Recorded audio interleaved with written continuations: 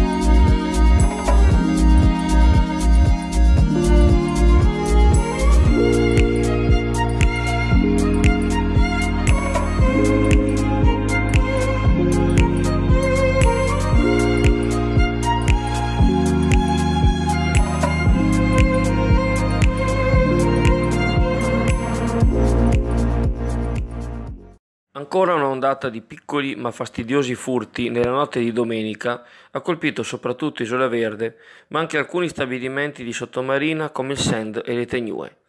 I soliti ignoti, stavolta in numero di 3, come rivelano le telecamere piazzate negli esercizi, si sono impadroniti di 3 telefoni, palmari e 100 euro in denaro nella cassa del Caffè del Mare in via delle Nazioni Unite. A Isola Verde sono stati visitati anche i bagni Capannina e la Spiaia. Le immagini registrate dal circuito di videosorveglianza dicono che i 3 si dividono i compiti e anche i luoghi dove rubare. Facile sospettare un collegamento con la raffica di microfurti compiuti nelle settimane scorse a Sottomarina, soprattutto ai danni di giostre per bambini, edicole e anche la ruota panoramica, ad opera di sbandati in cerca degli spiccioli necessari ad acquistare la quotidiana dose di cocaina.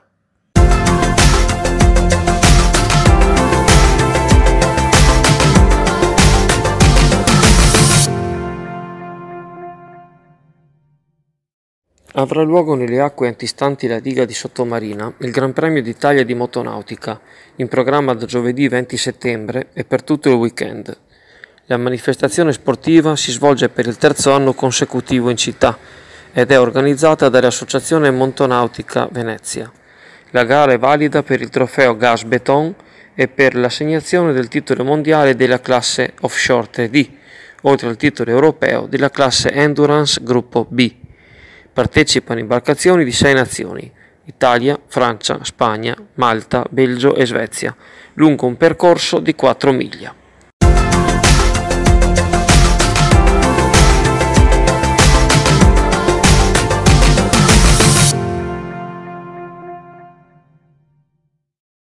Dallo scorso mercoledì 12 settembre sono in vigore i nuovi orari di linea 80 per gli autobus da Chioggia a Venezia, con lo spostamento delle fermate di Borgo San Giovanni in salita sull'altro lato di via Granatieri di Sardegna. La novità si è portato un vantaggio agli utenti che potranno avere qualche minuto di tempo in più per prepararsi a prendere l'autobus, secondo alcuni inasprisce le difficoltà, specie per la corsa delle 7:30 del mattino e delle 8, quelle più usate da chi per lavoro deve essere a Venezia alle 9.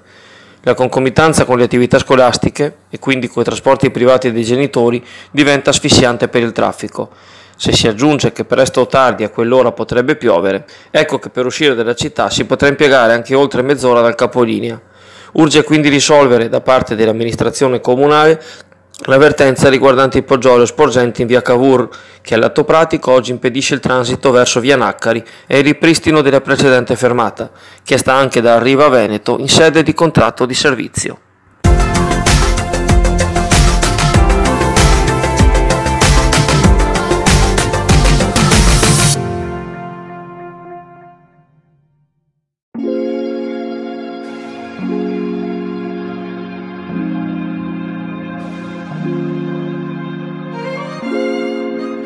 Amici di Azzurra Network, buongiorno a tutti e bentrovati con l'appuntamento meteo della giornata. Dunque anche oggi una giornata simile a ieri come vi avevo prospettato, quindi fasi alterne di bel tempo con qualche sedificazione nuvolosa che potrebbe anche oggi, specie nel tardo pomeriggio, dar luogo a qualche piovasco, qualche temporale, appunto dato da queste infiltrazioni di aria più fresca atlantica che stanno lentamente insinuandosi lungo il bordo occidentale e lato nord di questo anticiclone che non vuole mollare la presa.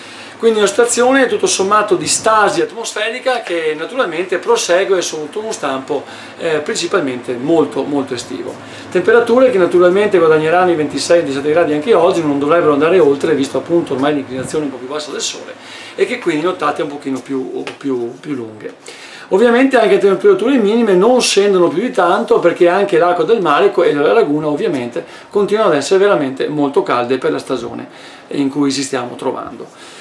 Però qualcosa si muove perché guardando le carte nel medio periodo si intravedono degli scenari piuttosto strani, nel senso che abbiamo diverse occasioni per concepire un cambiamento che un modello vede in un modo, un modello lo vede nell'altro, ma che sostanzialmente un cambio di passo è prospettato dopo il 22 di questo mese e lo potrebbe essere a suon di temporali o attraverso un passaggio di una perturbazione abbastanza forte nei Balcani che dovrebbe lentamente far abbassare appunto le temperature massime. Dovrebbero abbassarsi di quel tanto che basta per riportarle appunto nella norma del periodo, che ricordo al momento siamo circa 5-7 gradi sopra la norma. Questa cosa ancora non è appunto capibile dal punto di vista proprio delle varie carte, staremo un pochino a vedere, intanto continuiamo sotto questa falsariga, che sarà così anche domani mercoledì. Poi da giovedì a venerdì probabilmente avremo 2 giornate tipicamente estive con qualche grado anche in meno, ma tutto sommato un sole ancora più nitido. Staremo a vedere cosa succede. Attenzione naturalmente alle nebbie mattutine per chi si reca fuori pioggia. Buona giornata, buon sole a tutti!